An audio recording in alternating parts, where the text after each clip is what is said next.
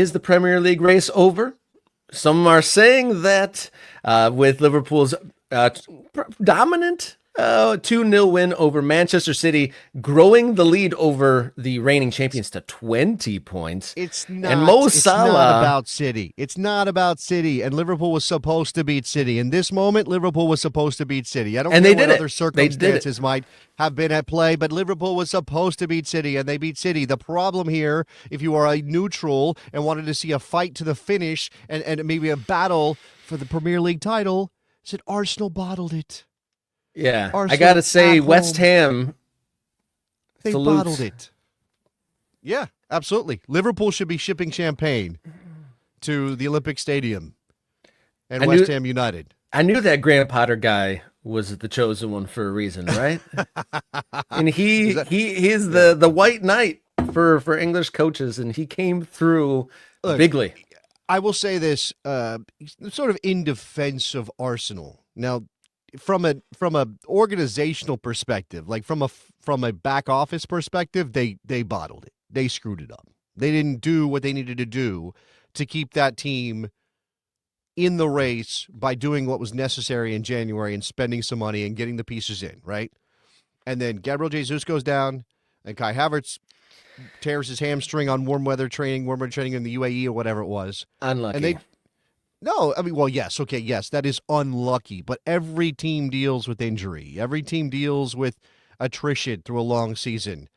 And if you are not willing to be ambitious enough to cover for those losses when they happen, you are going to suffer what Arsenal has suffered. Give Mikel Arteta as much credit as you feel appropriate, because he kept them in it, right? He kept them fighting despite some of the problems they had in their team.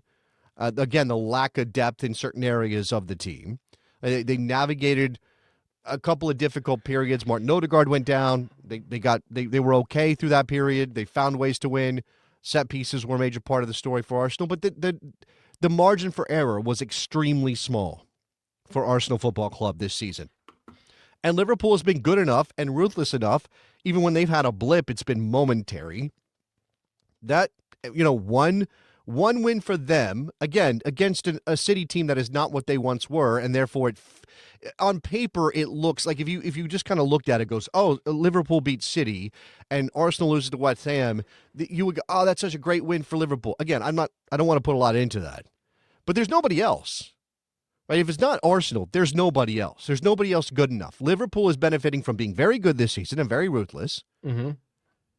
And being slightly better defensively than they were under Jurgen Klopp, because Arne Slot solidified those things, and the fact that there isn't another very, very good team in the league.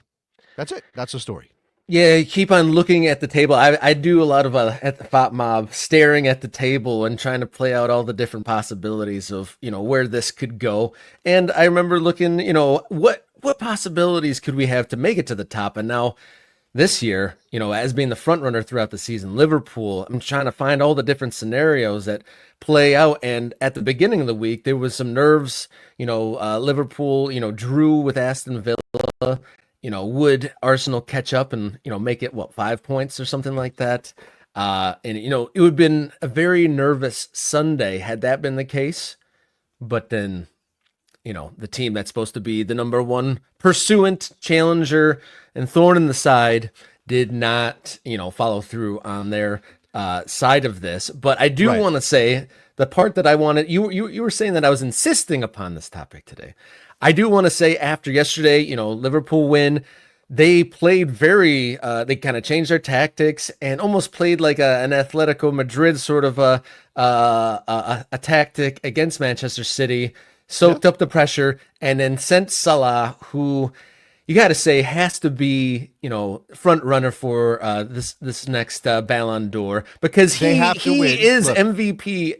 There's an MVP, yes. He exemplifies all of it: scoring, assisting, and assisting his fullbacks. None of that is okay. It's pertinent to the Ballon d'Or, but Mo Salah wins the Ballon d'Or if Liverpool win the Premier League title, but especially if they win the Champions League title. And if there's nobody else, if Madrid goes on to win, I mean, probably at this point it's too late for Kylian Mbappe to make up the ground, right? But if Real Madrid goes on and wins the Champions League title and Mbappe scores hat tricks all the way through, there will be at least a race. But I will say it's sort of like Liverpool in the Premier League, right? Liverpool's very good, and they deserve all the credit that they're getting, but there's not another very, very good team in the Premier League to push them, right? No. City's dropped off a cliff. Arsenal has problems with their squad. Chelsea's not ready. Nottingham Forest shouldn't be there. Okay, there's not another very good team in the Premier League to push Liverpool. And Manchester United are completely absent. There's not another very good performance on the continent to push Mo Salah. He deserves it as of right now, and I think the inside track is Mo Salah's, absolutely. But if Jude Bellingham was closing in, like if he was pushing 20 goals this season, 20 and 10 or something. And Real Madrid was going to win La Liga and the Champions League, there would be a debate. There would be a conversation about whether or not Mo Salah could beat out Jude Bellingham, right? There's a couple of things here. And obviously last year it was a lot about what was going to happen in the summer and whether or not, winning something in the summer was going to push you to the Ballon d'Or the previous year. So, 2024. So I don't know. With 2025 not really being a summer of any major international tournaments, that probably works to Mo Salah's benefit as well. Yeah, sure does. 11 points ahead with 11 games to go or so. We'll see if Liverpool march to that 20th first division